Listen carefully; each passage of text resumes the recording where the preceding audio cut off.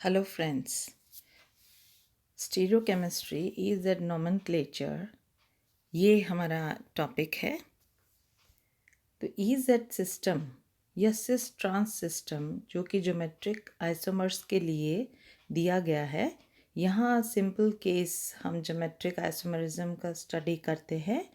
The trans 1,2 dichloroethane and cis 1,2 dichloroethane.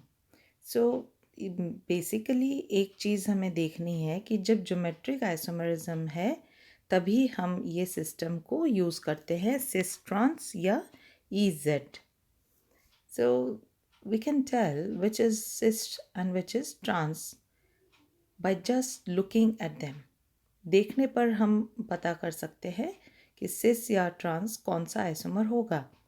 Remember that trans means a cross और cis उसका opposite होगा। It is a simple and visual way of telling the two isomers apart. जब हम cis trans देखने पर बता सकते हैं कि ये cis आइसोमर है और ये ट्रांस आइसोमर है, तो हमें दूसरे सिस्टम की ज़रूरत क्यों पड़ी? There are problems as compounds get more complicated. जब कुछ compounds complicated हो जाते हैं तब हमें उनका नॉमेनक्लेचर करने के लिए दूसरा सिस्टम का हेल्प लेना पड़ता है। फॉर एग्ज़ाम्पल, यहाँ हमारे पास दो आइसोमर्स हैं। क्या हम इनके लिए सिस और ट्रांस डायरेक्टली बता सकते हैं? जब हमारे पास कार्बन कार्बन डबल बॉन्ड है और लेफ्ट कार्बन पर हमारे पास ब्रोमो फ्लोरो एटम्स हैं, फिर राइट कार्बन पर हमारे पास क्लोरो एंड हाइड्रोजन है।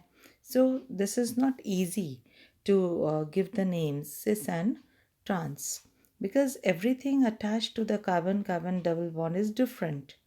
They aren't any obvious things which you can think of being as cis or trans. तो जब ग्रुप्स डिफरेंट होते हैं या एटम्स डिफरेंट होते हैं attach to the carbon carbon double bond, तब हम सिस और ट्रांस का नॉमेनक्लेचर नहीं अप्लाई कर सकते हैं। So the E Z system gets around this problem completely but unfortunately makes things slightly more difficult. अब कैसे वर्क करता है E Z system?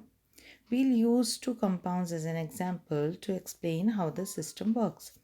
Look at what is attached to each end of the double bond in turn and give the two groups a priority according to set of rules. अब हमें ये देखना है कि कौन से ग्रुप्स अटैच्ड हैं each end पर, और उसके बाद हम प्रायोरिटी देंगे according to set of rules.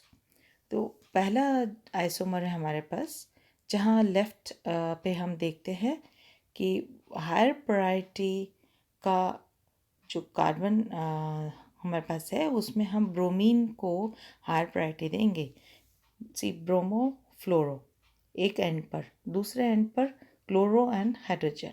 तो प्रायोरिटी के अकॉर्डिंगली जब हम देखते हैं कि हायर प्रायोरिटी वाला ब्रोमो है और दूसरे कार्बन पर हायर प्रायोरिटी वाला क्लोरो है, तो जब हायर प्रायोरिटी वाले एक साइड हो जाते हैं, सेम साइड हो जाते हैं, तो ऐसे आइसोमर को हम वैसे नॉमेनक्लेचर में यूज़ करते हैं सिस, लेकिन ई जेड में हम उसको जेड देते हैं। जेड मीन्स जुजामेन या means together.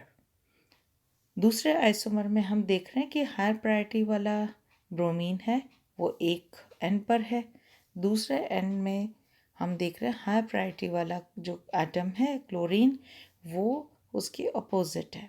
So if the two groups with higher priority are on the same side of the double bond, it is described as the Z isomer. So we write it as Z and the name of isomer. The symbol Z comes from a German word zusammen, which means together.